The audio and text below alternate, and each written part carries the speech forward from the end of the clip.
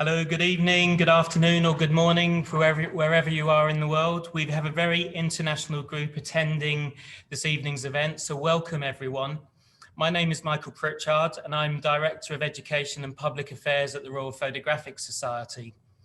The RPS is one of the world's oldest photography organisations with a history back to 1853. We're an educational charity and a membership organisation with the remit of promoting the public appreciation of photography.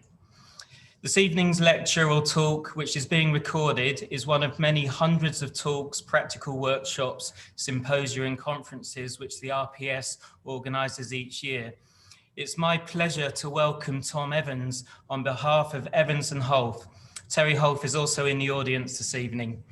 When steel, oil, steam, let me say that again. And when steel, oil, steam arrived on my desk, I was struck by the photography and the fact that the photographs had been made using an 1886 Chapman camera. As a photo historian, it struck a chord with me. I thought that others would also welcome the chance to hear more, and I extended the invitation to Tom to speak to you all this evening, and I'm really pleased that he's agreed to do so. So the plan for this evening is that Tom will talk about the project and the book for around 45 minutes, after which I'll open up the public question and answer session. If you have any questions, please enter them in the Zoom chat and we'll pick up on these during the Q&A. So Tom, it's over to you. Thank you. Thank you very much indeed, Michael. Good evening, everybody, and thank you for joining us. I see that there are quite a lot of people that I know here, but also a lot who don't know me and I don't know. Let me just start the screen share then, and we'll go, but before I do, just to see, you can see beside me here, the camera, the beast, the Chapman camera that I'm going to be talking about and which made the pictures that I'm going to show you. This really does prove the scale of the object. Right, let's start the screen share and the presentation.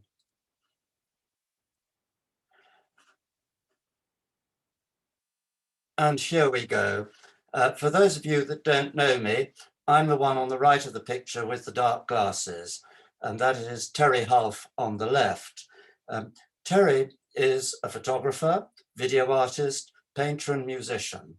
He prefers me to do the talking, but Evans+Hulf is a joint enterprise. I must stress that. And Terry has got equal responsibility for every picture.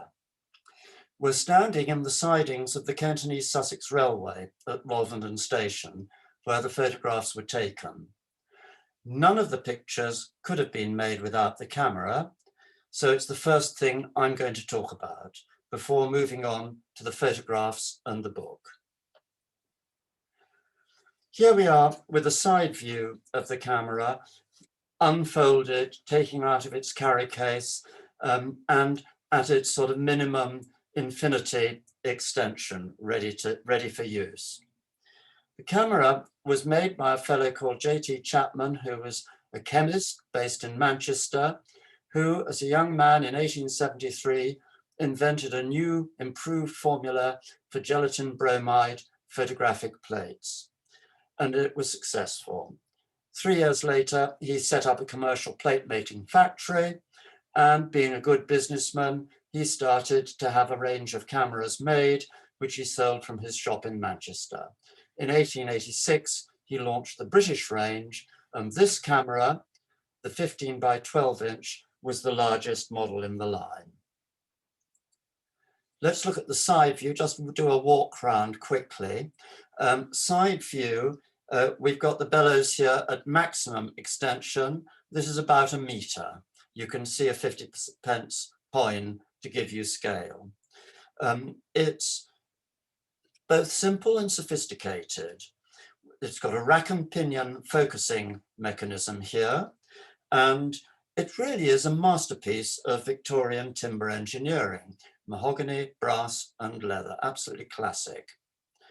Looking at the front view with an M3 Leica, probably more familiar to most people as a scale comparison, You can see the brass stays on the front and back, which allow the film plane and the lens plane to be inclined. And there's the lens panel here, which is removable, and it's got a rising mechanism. So it's quite simple, but it's got a fair degree of controls. At the back, the brass stay. This is an accessory sort of screw for mahogany straps to strengthen critical corners and joints where there isn't brass, and the ground glass focusing screen at the rear. At the business end, the lens is a Dalmayer Rapid Rectilinear. This is the original lens for the camera. The design was patented in 1866, and it really was the state of the art in its day. It was a lens that was so successful it stayed in production for about 60 years. It was called Rapid Rectilinear because it was distortion-free and was very fast for its day, f8 to f32. Focal length, you can see there, about 500 millimeters in modern terms, so a very long focal length for a standard lens, very shallow depth of field. And this model has an iris diaphragm with an enormous number of leaves. It was expensive. It was difficult to make. It cost £15, 10 shillings in the day. That would be about £2,000 today. The plate holders are what are known as book form double dark slides, hinged around the middle, with the two halves separated by a thin sheet of metal with a couple of leaf springs to press the glass plate into position against the plane, the focal plane. The slides are paneled from mahogany. They don't pull right out like a modern dark slide. They've got little brass stops, so they can just come out so far. And then a leather hinge here, so that when they're pulled out, this folds back on itself so it doesn't catch the wind, which would really break things. And this is the original ground glass focusing screen, which you can see on it, marked on it here. I don't know if you can read this on your, whatever you're viewing on, engine and tender, and all of these positioning marks. So a railway engine and a locomotive and its tender could be always positioned in the same place relative to the plate. And this actually led me to the camera's twin, which is in the collection of the Museum of Scientific Instruments in Manchester, which is known to have belonged to a photographer called James Mudd and his assistant and successor, George Grundy, who used it for photographing railway locomotives at the Bayer Peacock Works in Manchester from the 1860s to about 1900. Well, they had the contract then. They used this from the 1886. So it's probably a good bet that this camera of mine also belonged to Mudd and Grundy. Now, I was given the camera in 2010 by a previous owner who said, maybe you can make it work again. And this was quite a challenge because after 130 years, the bellows leaked in a dozen places. The dark slides had cracks and splits, and the back of the camera had distorted, resulting in light leaks around the plate holder. And of course, it's a museum piece, particularly if it did indeed belong to Mudd, who was a significant photographer. So I thought about it for quite a long time before deciding that, yes, I'd go ahead and try and make it light-proof, but do nothing that would damage the integrity of the camera, and only to do things that could be reversed.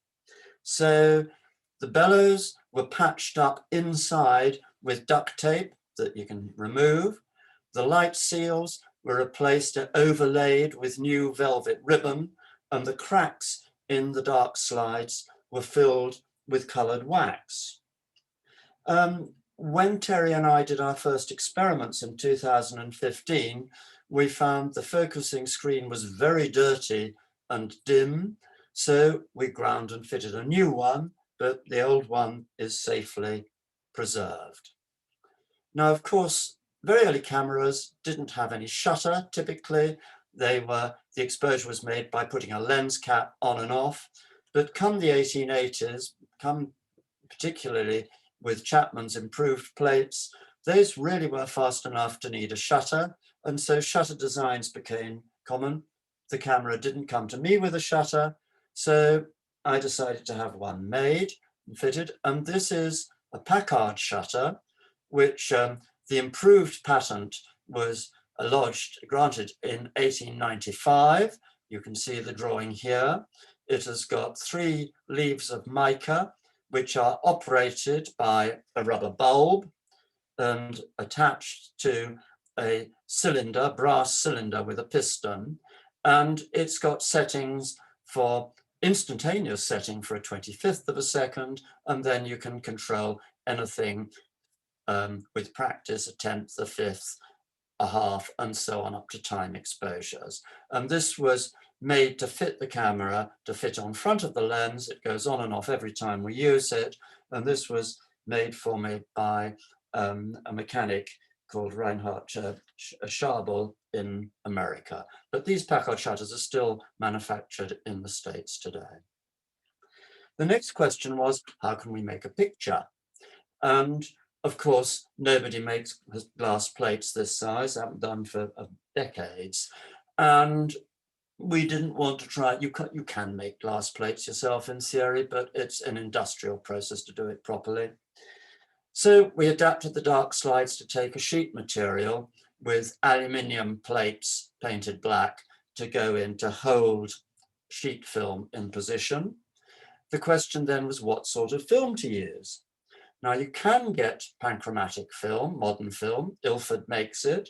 When we started in 2015, they were only making it on special order once a year, and it cost £30 a sheet in this size. And given that huge price and our uncertainty about whether the camera would work and would leak light or whatever, this didn't seem like a feasible idea. So we decided to try medical X-ray film, which is very interesting stuff. For a start, it only costs £1.30 a sheet at that point. It's gone up in price since.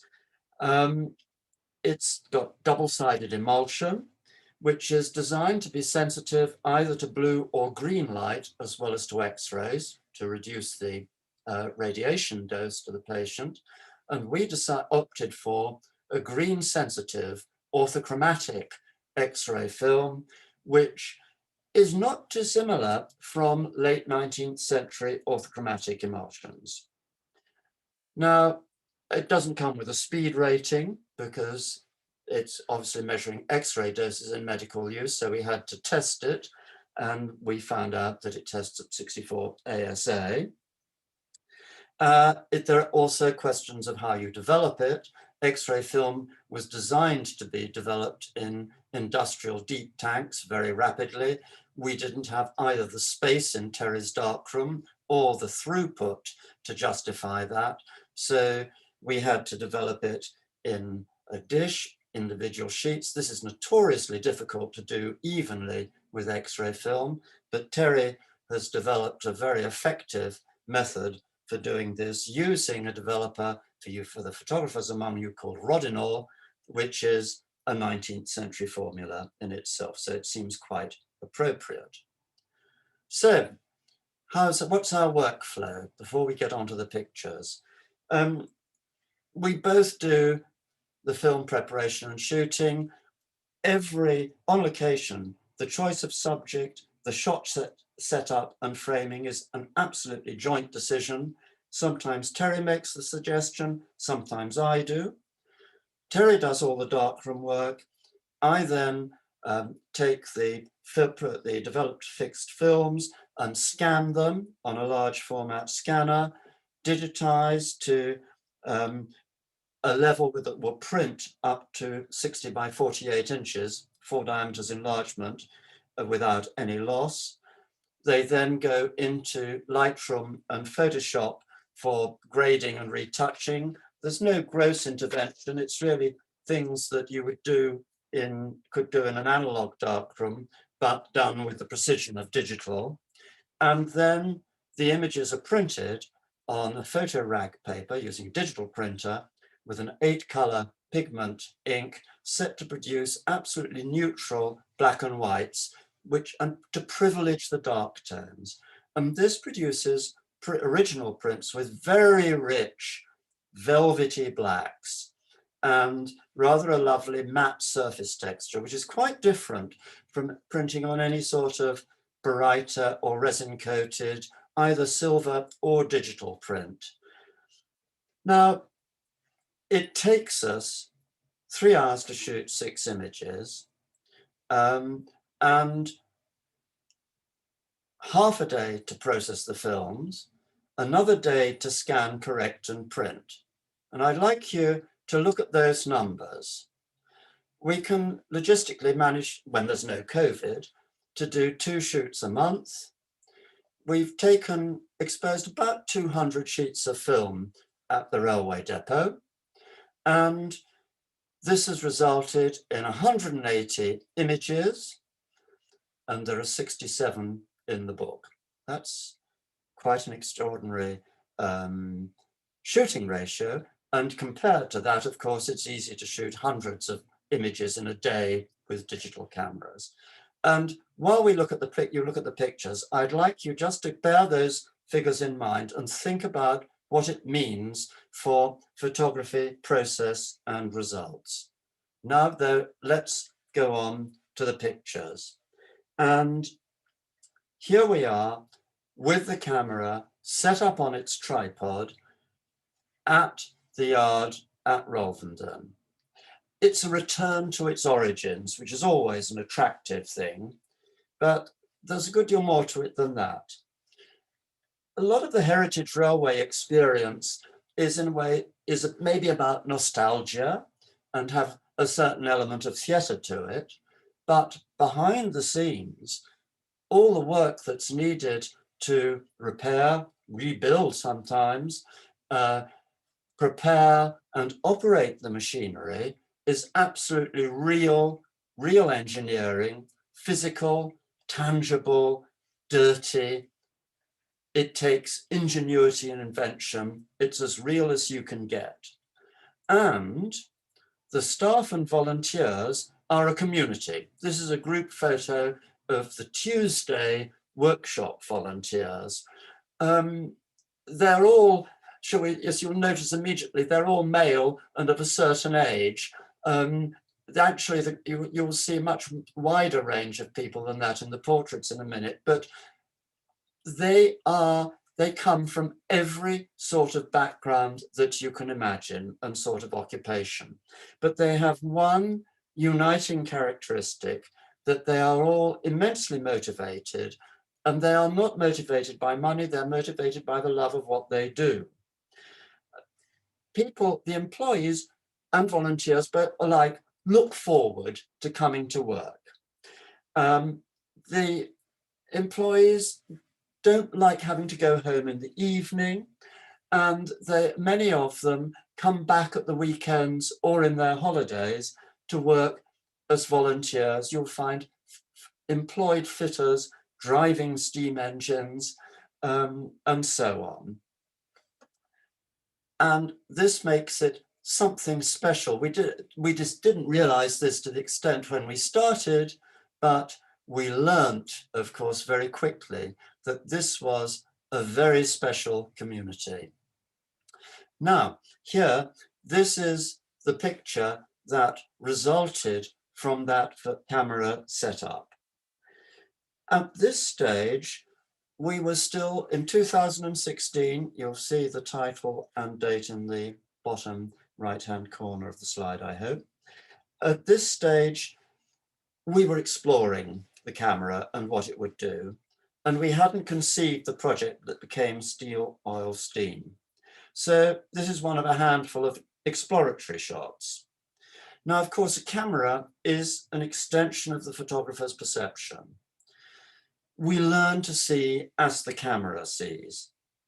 But everything about this camera was different. How it was set up, the focus, the exposure, the depth of field, the tonal characteristics. So we had to begin again and learn again. And I used to say we had to listen to the camera to learn how to see with it. There was also a big conceptual issue. Normally, a photograph is just the product of two eyes, or one eye, and one mind. Every photograph we made was the product of our joint, agreed vision and decisions. And we're very different people, although we share many views about photography. We never actually had a disagreement, not once. But we also made a lot of pictures that I don't think either of us would have made on our own. Now, I'm going to show you photographs from 2016 to 2020, organized in 3 groups: exterior shots of the locomotive department, interiors of the workshop, and then a group of portraits. Here we are, the workshop doors, and this was actually the very first photograph that we made at Rolvenden. And there are various characteristics about working with this camera. First of all, of course, snapshots and action photography are impossible. Then the tripod that we were using doesn't have a tilting head, so any sort of inclination up or down is limited, and most of the photographs are pretty much straight and level gaze. We've only got one lens, which is like a standard lens, so there are no wide angle or telephoto shots. The depth of field is extremely shallow, even at f32, but thanks to that lovely iris diaphragm, the out of focus is very, very graceful. It slides out in a very beautiful way. So exposure times also vary from about 1/5 of a second in this series to 2 minutes on some of the interiors. So it really is a very different sort of photography. And it's different in other ways too. Now this is from the early, when we really knew that we were doing a series in 2018. And by this time, the limitations of the camera felt liberating, as photography was stripped back to its essentials without any possibility of sensationalism or easy photographic effects. We were forced to look at things very carefully and intensely. And you know, you've got 6 shots for the day. You really do think carefully about what you're going to use them for. Now, also, this 15 by 12 inch ground glass screen gives an enormous window on the world, which encouraged us somehow to fill the picture with visual detail, which is actually often very appropriate, but you've got this very cluttered situation. So how do you make sense of it? Here we are in the yard in an early summer morning from the viewing platform, looking slightly down against the light, and we're trying to get the atmosphere of the early morning as the locomotives are prepared for the day's work, and to suggest things that can't be seen. The sounds of the morning, the Kentish countryside, with the sheep in the field and the birds in the hedgerows. The atmosphere, the smell of sulphur from the chimney as the fire is lit, as the fires are lit and it gets up steam. And then there's also things like the detail of this reflection of the countryside in the steam dome here of the locomotive. So I'm trying to put all of these sensations together into an image. The Yank tank, Frank Ross here, was built for the American Army for the to shift materiel in England in preparation for the D-Day landings, and it was built as cheaply as possible. It was only expected to last for about 4 years.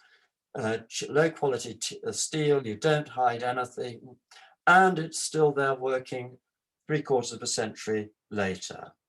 When it comes to the picture, I love the way the camera renders the textures here of the steel and the smuts on it and of the exhaust fumes from the chimney here.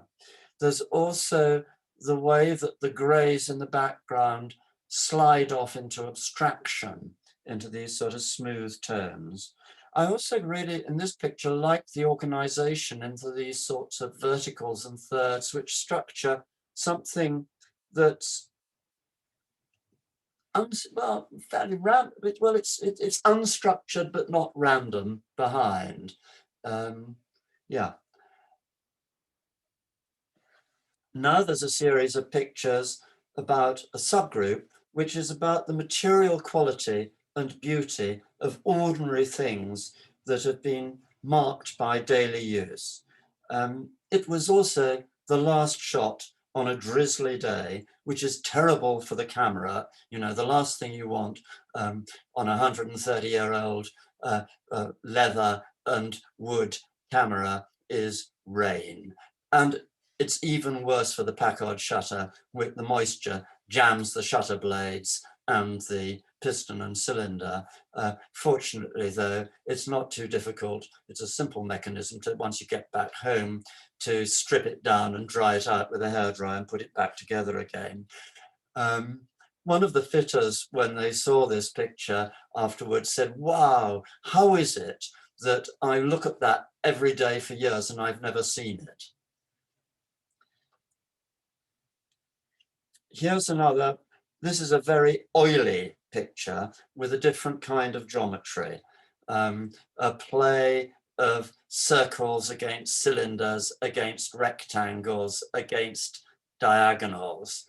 And it looks simple, but in fact, it was terribly difficult to do. Our first attempt at this was a failure. Trying to getting exactly the right camera position and the framing was much more difficult than we expected. So here we are, and what all of this leads on to, here is young Courtney Jane Forder at work cleaning the saddle tank engine, Northium, and it's the first of 3 pictures I'm going to show you that shows a volunteer at work in the yard. Courtney went to get a cup of tea, which gave us time to set up the camera with this very precise framing with the driving wheel as an exact tangent in the corner of the picture. And then she came back and started work with her teacup, which, you know, that's draws the eye.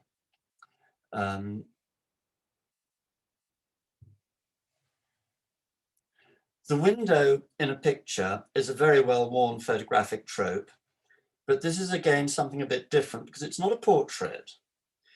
It's about steel this time and work. And of course, the focus is on the swarf here from the holes that young Jamie has drilled and the textures of the steel plate. We're really quite close up. You can see a very shallow depth of field. We didn't know how Jamie would appear when the lens was stopped right down, but so there's an element of chance. But as always, the more you do, the more you know what you're after, the luckier you get. We did also take a portrait of Jamie, which is in the book. Here we are. Again, this is about work and movement. Movement against the formal relationship of circles, highly structured geometrically, pushing shapes out against the edge of the frame, but filled again with incident and texture. And it's this time a picture about time, not just a moment, but a duration, with a suggestion of flow from past to present, which then implies future, with the movement, of course, with the movement of here of a fireman emptying out the smoke box. And with a modern camera, if we'd been using a modern camera, we wouldn't have got that because we'd have had a much shorter exposure and the movement would have been frozen. So that's a gift from this primitive equipment.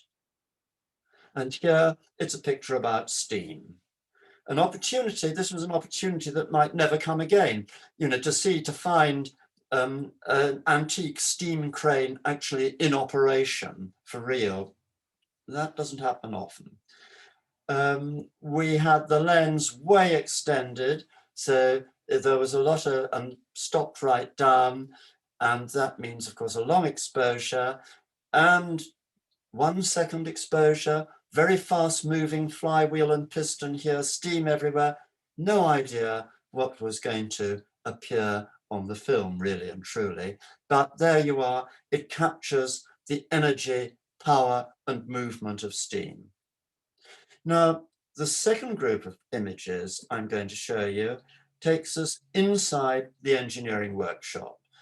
And here we are, 2019, how to convey the scale and complexity of this very crowded heavy engineering environment. And the decision here was, all right, let's focus on the foreground, on this welding gear, the gas bottle and welding gear, which is the operator, as it were, that's going to be working on these boilers that are waiting here. Coming inside, here we've got Charwelton undergoing major overhaul. The contrast of surfaces and textures.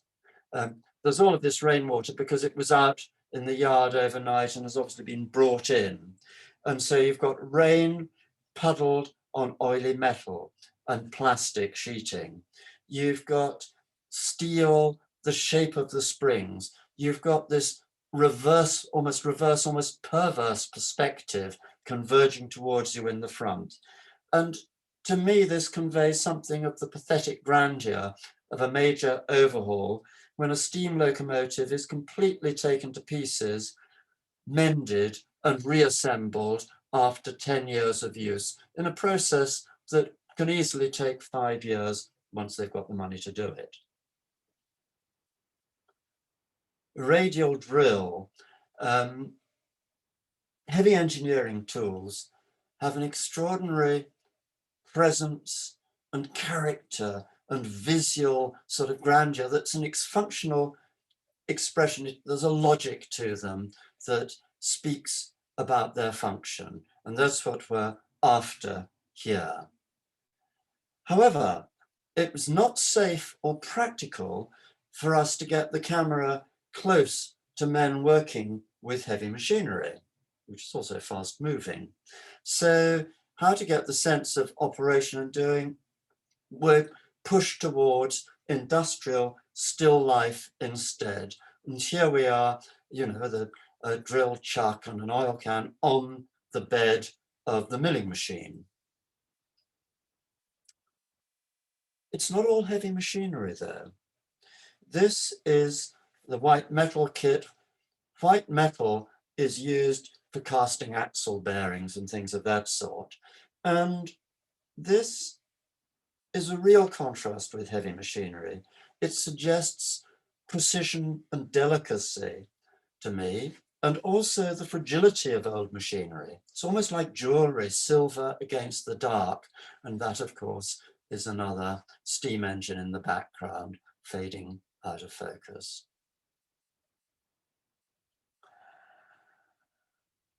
Worn tools hanging by the forge, framed by a high pressure air hose.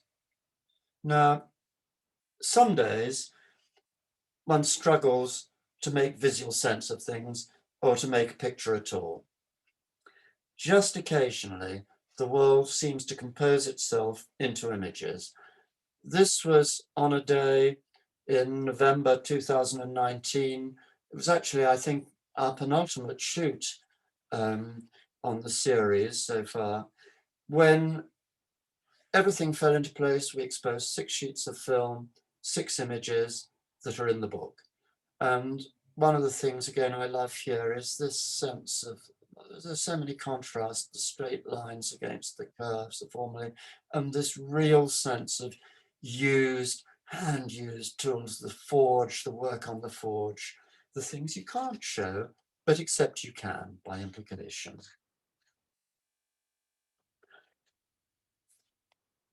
This, I have to say straight away, is not a setup. If it were a setup, as an industrial photograph, it would probably have an engineer working in the background. Think of those sort of photographs that Ansel Adams took on commission. And that, to my mind, would be banal. But this is just as the fitter has left it. It's a found scene, and the tools left to hand. And I find this poetic. It was also, of course, a real technical challenge with this camera. We had to, first of all, we put a 1 diopter close-up lens attachment on the front so that we wouldn't have to rack the camera right out, which would have been really impossible. And then we were tilting it down as far as it would go without toppling over. And then you bringing to our aid what's called the Scheinflug principle, which is very well known to all large format photographers, which says, as a reminder, that the image plane of the film, the subject plane, and the lens plane all coincide in a line. So that if, as on this camera, you can tilt the lens and the film plane relative to each other, you can set a different specific plane of critical focus. That's what we've done here. It's not absolutely coincident with the tools from front to back, but it's near enough for them to be sharp where we want it and then to slide gracefully out of focus as we go into the distance. Well, this, of course, was just a gift, a ready-made. It talks about the workers, about process and outcomes. Textures and materials. We've got a picture within the picture of what it leads towards. It's got games with scale of this rather miniature oil cam, and it's got a joke. How could you resist it?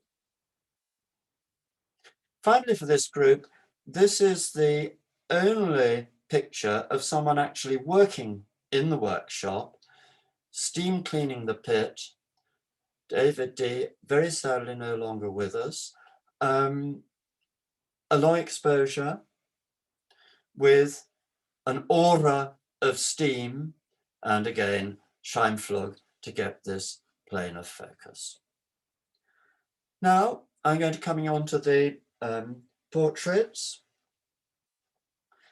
Here we have the first successful portrait of the series, Norman Thompson. Once we got going, we reserved 1 sheet of film out of 6 every shoot for a portrait, 1 shot per subject. We discovered that the half-length portrait was where the camera was happy. We used a 1 diopter front of lens attachment so that we didn't have to track the camera out, which gave us an exposure of about half a second typically, at something between f16 and f22, rather than 4 seconds at f32 we'd have otherwise needed. They're all environmental portraits in which the background helps to frame the person and to say something about them as well as structuring the picture. What we would do is to choose our location, background, and lighting first, and to set the camera up without the person, with usually me as a stand-in and a marked position while Terry did a rough focus. We had to be working, if it was an overcast day, that was perfect. Otherwise, we needed to be in shade so that our subject wasn't squinting into the sun. And once we got set, we bring in our subject and ask them to stand there and look into the camera, and then we just observe. This is an act of self-presentation with just minimal direction from Terry and me. Look a bit this way, look that. Then when it's ready, there's an intensity and engagement, that's it, hold it. Terry under the dark cloth, precise focus. Me at the front of the camera then, close the shutter, stop down the lens. Terry passes me the plate holder, in it goes. I take out the dark slide, hold it back, hold it, hold it, hold it, make the exposure, dark slide back. Thank you very much. This is not the quickest of processes. It takes concentration on engagement on both sides of the camera, which contributes, I'm sure, to the look of the pictures. John Arlett here has adopted a classic power pose, hands on hips, legs spread. This is familiar from Renaissance portraiture. Think of Holbein's portraits of Henry VIII. He's framed by this outdoor workshop like a knight in front of his pavilion, with his attributes, boiler suit, gloves, glasses, and toolbox, replacing armor and weapons. And I just love these sort of heavy work gauntlets. Now for something completely different. Young Courtney Jane, just 16, youth and enthusiasm, looking forward. What will she become? The structure from this container at the background, and there's the accident that makes it, those wonderful concertina folds on her shirt. Now, of course, all photographs witness time. It says she was here on this day at this specific moment. That is how she looked. But people often say to us that these photographs, these portraits somehow look timeless. And I've been thinking about why that is. And it's not altogether easy to say, but partly I think it's the slightly unexpected tonal values. Partly it's the look of concentration. It makes people think slightly of old photographs, but they don't look like old photographs. So the sort of perception of time, and at the same time they are here and now, you know, there are things that say this is contemporary. So the sort of placing in time is confused. The flow of time is perturbed. So that makes it easy to think, you know, of the flow, past, present, future. Henry Moforth is the boilersmith at the Bluebell line in Sussex. He's a volunteer at the Kent and East Sussex Railway. For many years, he used to work here too. And he is the engineering director of the 4253 Locomotive Company, which is rebuilding a heavy tank engine from scrap. Henry has got nothing to hide and nothing to prove. If you were just to take, if you just cover up with your hand, that little sliver of vest at the bottom, it becomes simply monumental. But with that, it draws the eye, it stops the portrait being simply monumental. It breaks the shell of his protective clothing and suggests the vulnerability of this very skillful man underneath. They're not always in dark tones. We do work sometimes in the high values. Adrian Landy, the workshop supervisor, big man. Different sort of fabric texture. If he looks slightly pained, it's not because we've upset him, it's because he'd just run a steel splinter into his thumb. And the last of the portraits, Beth Furness, changing times and the role of women change on the railway. Of course, in the days of steam on British Rail, there were no women railway drivers. Beth, though, is in charge of moving all the locomotives at the National Railway Museum in York, and she drives steam engines in North Yorkshire at the weekends and here in Kent on her holidays. And she commands the locomotives in the same way as she commands the frame of the picture. Now, finally, I'm going to talk about making a book as opposed to making the pictures.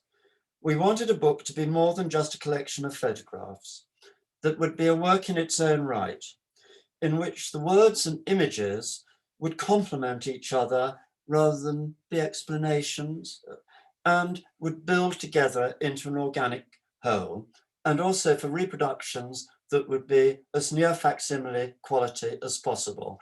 And of course, seeing things printed, either the original prints or in the book, is really very different from the viewing by transmitted light that you're getting on screen. This is the sort of reaction that every photographer, designer, and author dreams of. Now, when it came to thinking about the book, there were all sorts of decisions, and we started by thinking about the production issues. There's a whole cascading tree of them, but there are really three absolutely critical decisions. What's the budget? How much money can we spend? And it's our own money we were spending. Then how will it be printed, and who will print it? Yes, the budget was quite tight, but we wanted absolutely superb quality. Digital inkjet printing on industrial inkjet printers, of course, is wonderful for producing short-run photographic books, but it gets uneconomic for long runs, and we were quite ambitious. We wanted to print a good number of copies. That leads us towards offset litho.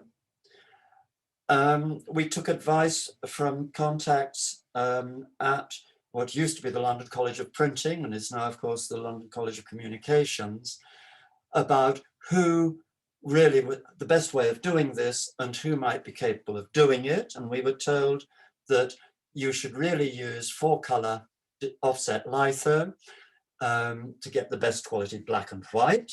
It needs to be somebody that really knows what we're doing, and most of them are in Italy. But, well, we wanted to be in the UK, which was essential also with COVID around when we came to do it. And we were pointed towards a firm called Pure Print in Uckfield, and my word, they did a wonderful job. And they really guided us through all the issues and questions of paper. This is a matte coated stock rather than a glossy paper, because we wanted to keep the feel of the originals, but we wanted to get that richness and detail as well. And all the and there's a varnish coat on the ink to give a depth, and all the questions of finishing and binding and cover, soft cover because hard cover was too expensive. The retail price was set by discussions with the railway who were going to help market, and so it goes on. This then leads to the design issues, and here again there were three critical decisions. The first was that all the photographs should be the same size, as are the original prints, of the proof prints at least, that they should be presented one on a page with white space around them to breathe, very classical sort of layout, and that we should get a professional designer, Karen Wilkes, to help us to do the cover design, to advise us on typography, and to do the page makeup files for the printers. And I have to thank Karen, who really did, of course, it was a labor of love for her as well. She absolutely loves railways and steam engines, and indeed this particular railway. The cover, though, Karen knew from very early on. She said, right, it should be a dark cover with white type dropping out of it. We thought, yes, lovely, great. But my goodness, it was difficult to achieve. I think it took 10 different goes to find exactly the right image, framing, and type, so that the image and type didn't destroy each other, but complemented each other. The back cover was a doddle by comparison. As you see, the front cover is absolutely stripped back, and the essential information on the back cover, together with an image, which is not actually in the book. Now I'm going to show you a series of page runs of double page spreads and talk through some of the thoughts behind them. And these are going to be continuous blocks of images rather than jumping around, because the organizing of the pictures is a balancing act between meaning and appearance.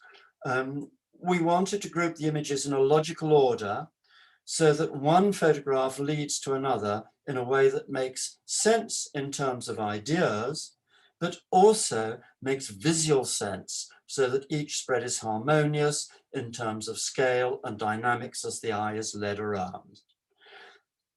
The images are divided into blocks of different lengths and numbers of images, each block separated by a page of text drawn from interviews with staff and volunteers, which set themes and ideas that are then explored in the following images. There is an introductory essay at the beginning, and there is also a bit about the camera at the end. So this is the end of the first block and the text that lead into the second group, which is going to be about the people who work in the yard, the drivers, firemen, steam raisers and cleaners, and what they do. And it shows a variety of people, men and women, young and old. First of these spread on the left, a driver, on the right, a fireman. The boss is a woman here, and it's the sort of, yeah, I don't know how much people think or notice about it, but we're very conscious of this sort of interplay and the relationship of one image to the next and the visual dynamics as well. Courtney Jane on the left, 16. Sheila McKenna, a volunteer steam raiser, youth and maturity. Very similar, very different. A tremendous gap of time, but a great similarity of interest, even down to the echoes between Courtney Jane's cat badges and Sheila's. Sheila's been doing this for a very long time. She's actually was working as a volunteer fireman the next grade up on another railway, and she was at this stage re-qualifying at the Kent and East Sussex to get her ticket as a fireman there. On the left, young Angus Entwistle, a fireman, again, absolutely classic young man's pose. You see this in portraiture all the way back from the Renaissance through 19th century photography. Classic pose, but there are things that only a photograph would do. The smut on his cheek here and the reflection in the highly polished side of the engine that he's going to be firing. And then set against Beth, the driver. We come on then from the portraits to what they do. You've seen both of these pictures, of course, I've talked about them. Here on the double page spread, just to show the balance between a portrait format and a landscape format image, makes it very obvious on the spread why one needs a square format, of course. And now we go through, leading straight on to a page text and the start of the next group of pictures. This is about engineering, this group. And I wanted to show this also particularly because here we have the driving wheel of a 150-year-old nearly tank engine that's being rebuilt. Taken by itself, it's perhaps not the strongest or most exciting image, but put it on a double page spread, surrounded by white with the text and paper facing, and it absolutely sings. And then about machinery and what it does, the steam crane in operation against the detail of the steam crane, leading through into the workshop. You've seen both of these, but there's another link here. David D is steam cleaning the pit over which these boilers actually sit. So even if the viewer isn't aware of it, there is in the back of the mind, there's a connection that makes logical sense. Charwelton, two different views of it being rebuilt. And on the right here, as well as the play between the ladders and the things seen through things, there's also just in the background one of the fitters going out into the yard. So there's ideas about time and progression going on. And indeed here, questions of scale, matching the scale from the left to the right page, and also these disjunctions of scale, these absolutely enormous spanners here, and these rather delicate, comparatively beautiful washout plugs and fusible plugs, which are actually polished brass and set against the one that I've talked about, the protective gear on the right. The radial drill against the chuck and the oil can, a very obvious pairing, but with an exact connection about machine and work. And what it leads to, the workshop tool cupboard with all of this wonderful sort of Grummage collection of bits and pieces there that suggest work, that leads to the warning boards and the things that are put on locomotives not to be moved because they haven't got brakes, they've got their testing, and suggesting that, as well as then again the dynamic flow, and which takes us out into the yard again, a locomotive that's being rebuilt, 4253. There's nothing, there's a lot of empty space under this tarpaulin. It doesn't have a boiler in there, so it's covered up and protected. But on the right, another protective locomotive, which is in service, that's being protected against frost, and again, the dynamic flow of image to image and the balance on the spread. And now, finally, I want to show you the very last double-page spread of images from the book. On the left, Norwegian 100-year-old tender engine, under wraps again, protecting against the frost with a velvet curtain. Now, is it a curtain being closed, the end of an era, as something fades away and is lost into the past? Or is it a curtain being opened to show something previously unseen with new possibilities? Or is it somehow both at the same time? And then on the right, looking down the line, the track that the engines will take. Is it the end or the beginning? Is it dusk or, yes, actually it's dawn. So we close on a hopeful and forward-looking note. And that's it. Over for questions. The special offer is there on your ticket. If anybody that's not in the UK, it only works the PayPal link in the UK. If you can't do PayPal or you're outside the UK and you still want to buy a book, please get in touch with me by email. There's the address and we will arrange it. I will now stop the screen share and pass back to Michael for any questions and do my best to answer them. Terry, I know, is in the audience with you, but I would be surprised, and he's very welcome to speak, but I suspect he won't want to.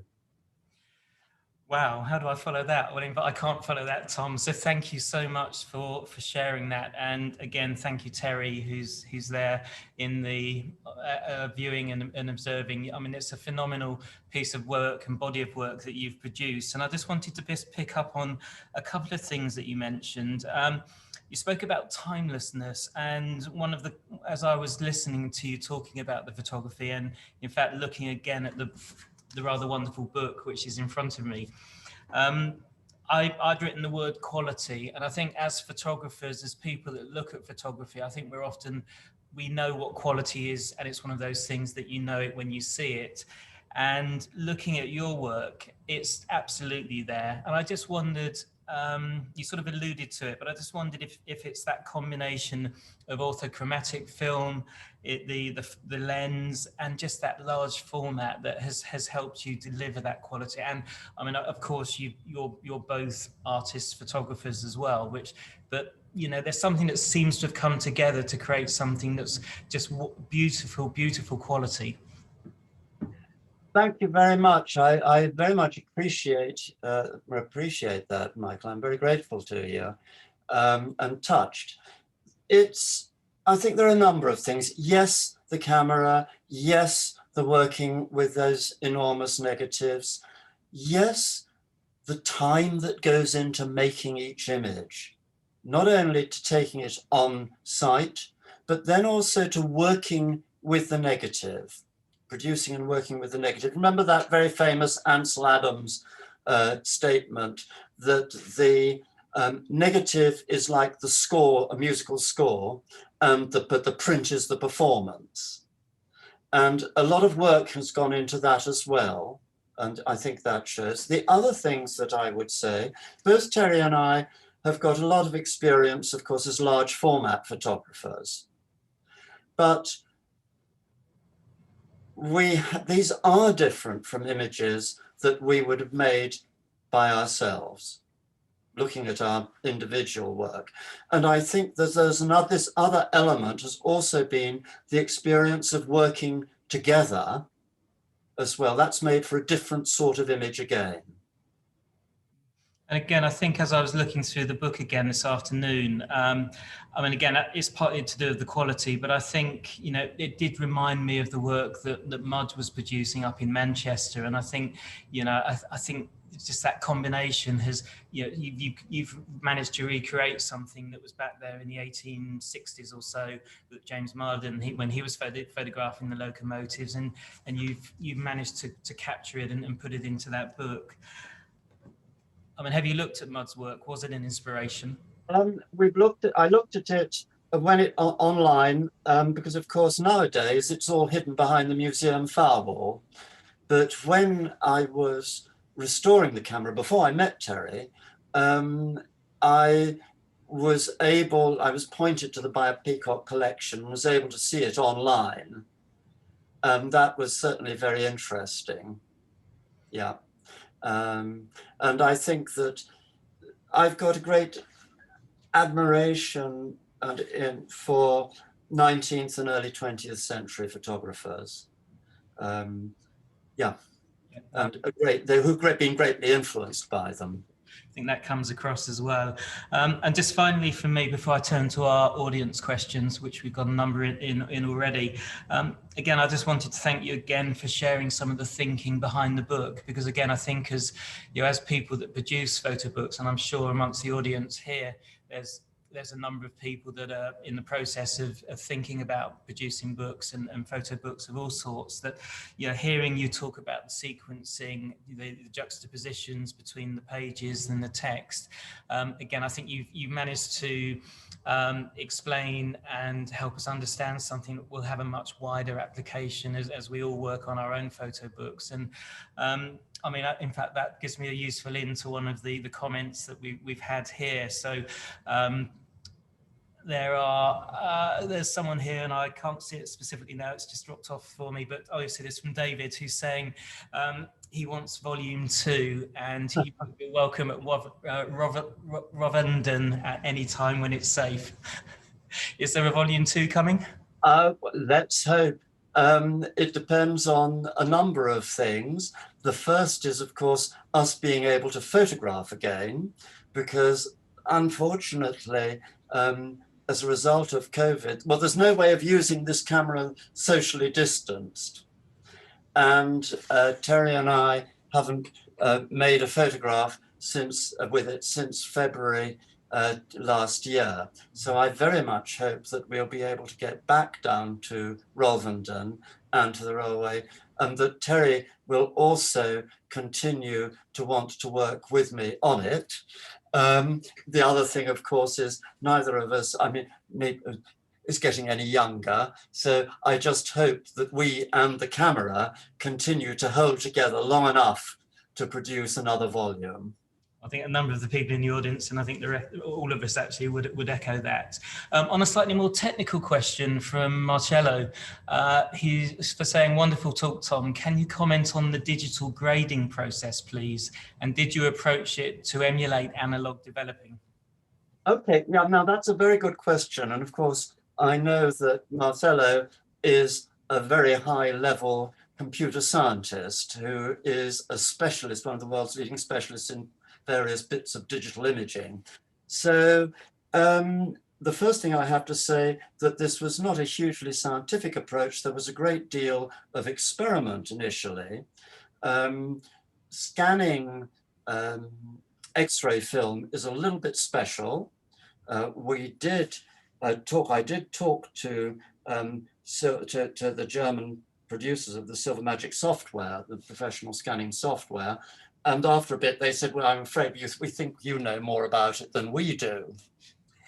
What the process I adopted was, first of all, to scan very flat, absolutely linear flat scan, and without trying to do adjustments in the scan, but to make sure I was capturing all the data without clipping either the shadows or the highlights.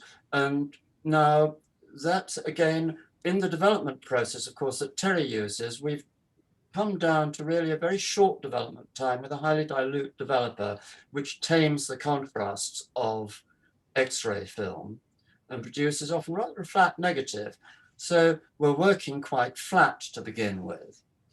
Then, having extracted the data, this is a 16-bit TIFF pure grayscale file, which is about a bit over 500 megabytes at the resolution that I'm scanning to. Then it goes into Lightroom, and the grading there is to expand the tonal range. Then the next thing is to expand the tonal range, so you're using the full tonal range from black to white without any clipping. And it then goes from there into Photoshop, where, first of all, because of the development technique, it's liable, because there's emulsion on both sides of the film. Some workers strip one side. I hate doing that idea, but that means you inevitably get a certain amount of finger marks and scratches on the emulsion. So that's taken out in Photoshop. And then it's the local control, classical burning and dodging. And occasionally repairing if one of the dark sides has sprung a little leak. A bit of repair work goes on digitally, but there's no really sort of gross intervention.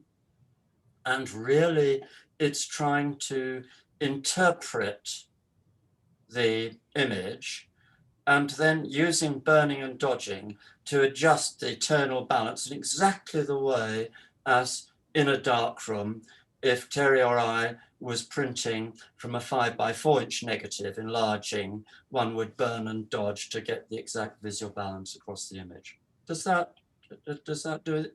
That's great, thank you. We've just got a few more questions. I know we're running slightly over. We did start a few minutes late, so thank you for staying with us. Jane is asking, as the medical world of radiology is moving to digital, do you have any difficulty developing material? No, we don't at the moment. But always a little bit concerned, but it's probably time, if we start photographing again, it'll be time to order another box of 100 sheets of film. We do have a supplier in the UK. It's still fortunately used in what we now no longer call the third world, these very large sheets of X-ray film, but there is a concern, yes. The chemistry, we're using absolutely straight, ordinary photographic chemistry, Rodinal. Rodinal's a very well-known and classic formula, isn't it? It's nice to hear that name again. We have another technical question from Ielko, who's asking, with respect to the landscape and portrait formats used, did you post-produce the portrait format in Lightroom? And if so, did you anticipate this during the shoot, or was it a decision after the fact? No, it was, things are, well, first of all, to say, Elko, that we are not purist in this respect, but there is only one image, and I'm not going to say which one it is, that is presented as portrait, but was shot, presented as landscape, but was shot portrait, because there was a flaw in the bottom part of the negative. And it worked portrait. Of course, with a negative of that size, you've got plenty to play with, but that was the only that's a unique case. That's great, thank you. I will share with you some of the general comments that we've had. Someone's encouraging you to enter some of the portraits in the Taylor Wessing Photographic Portrait Prize, so something you might want to consider. Just as a final question, I'm going to take advantage of the opportunity to ask you this. I just wondered what the response was of the subjects that you photographed, because there are some absolutely beautiful portraits and very evocative portraits there. How did the subjects respond to them?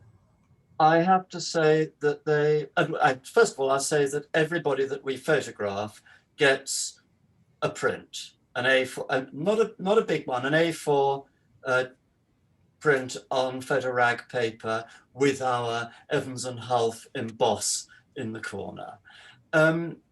Everybody has expressed themselves delighted. And indeed, on some case, several of them asked for more copies or to buy additional copies to give to family. I've been terribly touched and grateful for the relationship that we built up with the community over the years we've been working there. I really do like and admire the people, and I think that the sort of relationship that we have built as well shows, I hope it shows in the pictures, and what we're always after trying to do is to respond to the people and make them respond to the camera to present themselves. Great, thank you. So on behalf of our audience this evening, thank you for attending this evening. We've kept most people all the way through, which I always take as a great sign. So thank you, Tom, for that. And I'd also like to thank again Terry for coming together with you to create something that I think you indicated was more than the individual parts. So Terry, thank you too for collaborating with Tom to produce something that is really very exceptional. It's been a wonderful evening. So on behalf of the Royal Photographic Society, I'd like to thank you both for the book and for presenting your work this evening and for helping us understand some of the thinking behind it. And you haven't bought a copy of it, I would encourage you to do so, because I think you'll get a lot more from the images and to be able to look at them in more detail through the book. We will resend the link out for the publication with the recording tomorrow, so do take the opportunity. And Tom and Terry, thank you very much again for sharing your pictures and your thinking behind them as well. Well, from our side, thank you, Michael, for inviting us and giving us this opportunity. And our thanks to everybody for being with us and listening this evening. Great, thank you. Good night, everyone. Thank you for joining us. Goodbye. Good night.